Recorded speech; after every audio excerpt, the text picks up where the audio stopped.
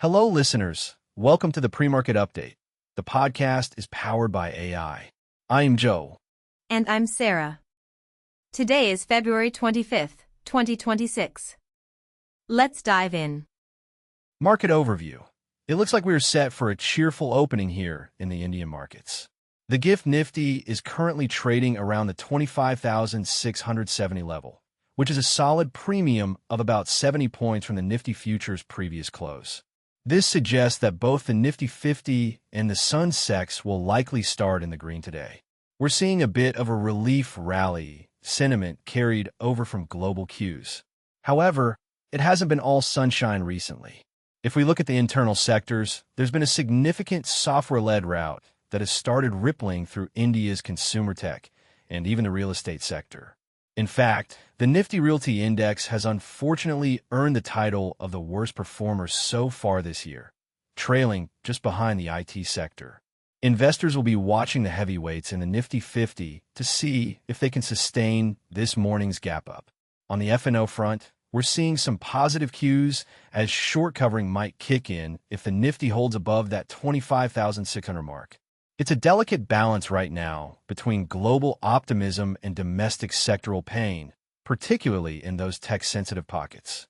International markets, moving across the oceans. Joe, the international picture is looking quite robust this morning. Over in the US, Wall Street saw a significant tech-led rebound.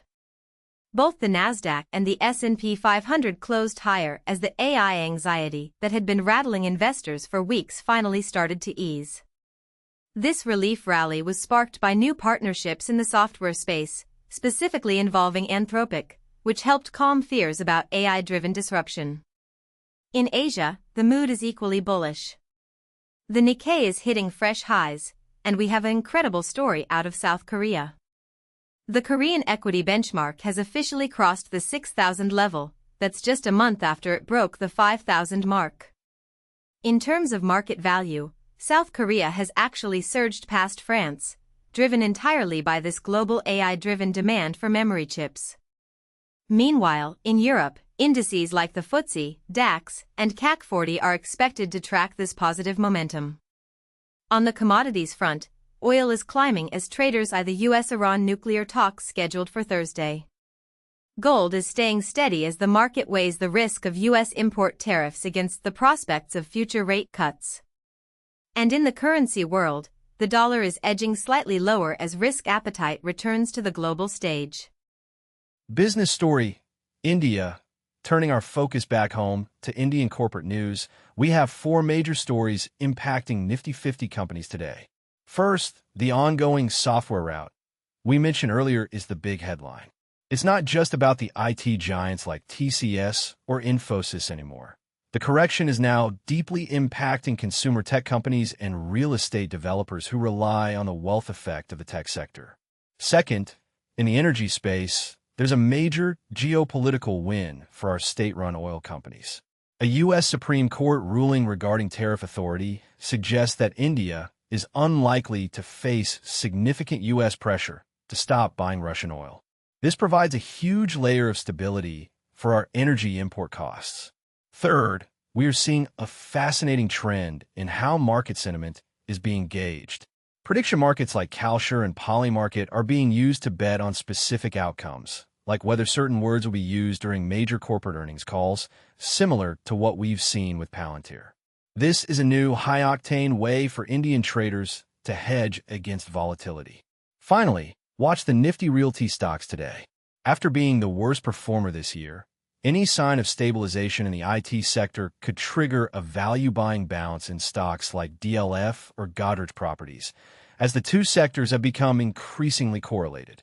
Business story international. On the international corporate front, we are keeping a close eye on HSBC. The banking giant faces a major earnings test today after an incredible rally that saw its stock climb 89% from its lows. Investors are laser-focused on their revenue prospects and a potential subsidiary buyout. Over in the US, the EV sector is seeing some turbulence as Lucid widely missed its earnings expectations. Despite the miss, they are forecasting a 50% growth in vehicle production for 2026, so the market is still weighing their long-term viability. In the software space, Workday saw its stock sink after providing weak revenue guidance, which came right on the heels of a CEO transition. However, the broader software sector is actually rebounding thanks to Anthropic. By announcing new partnerships, Anthropic has helped investors move past the fear that AI would simply replace existing software companies, suggesting instead that it will enhance them. Also, keep an eye on Japan. A new revision to their corporate governance code is expected to unlock a staggering $840 billion in cash held by listed companies. This could trigger a massive wave of share buybacks, making Japanese stocks a very attractive play for global portfolios right now. Economics and geopolitics. On the policy front, we have a few things for our listeners to track. First, the Federal Reserve's Susan Collins has signaled that interest rates are likely to stay on hold for some time. While the U.S. labor market is improving, the Fed is still wary of inflation risks, which means we shouldn't expect a pivot to rate cuts just yet. This has direct implications for the RBI's own policy trajectory, as they often move in tandem with global central bank sentiment. Closer to home, China's central bank has kept its benchmark lending rates unchanged at 3% for the one-year LPR. This suggests a wait-and-watch approach in the region. Geopolitically, all eyes are on the Middle East. With a large deployment of American forces in the region and nuclear talks with Iran set for Thursday, any breakthrough or breakdown will immediately reflect in Brent crude prices, which is always a primary driver for Indian inflation and fiscal policy.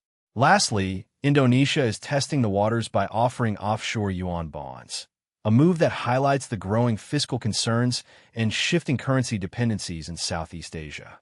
Key takeaways. To wrap things up for our investors this morning, here are your key takeaways.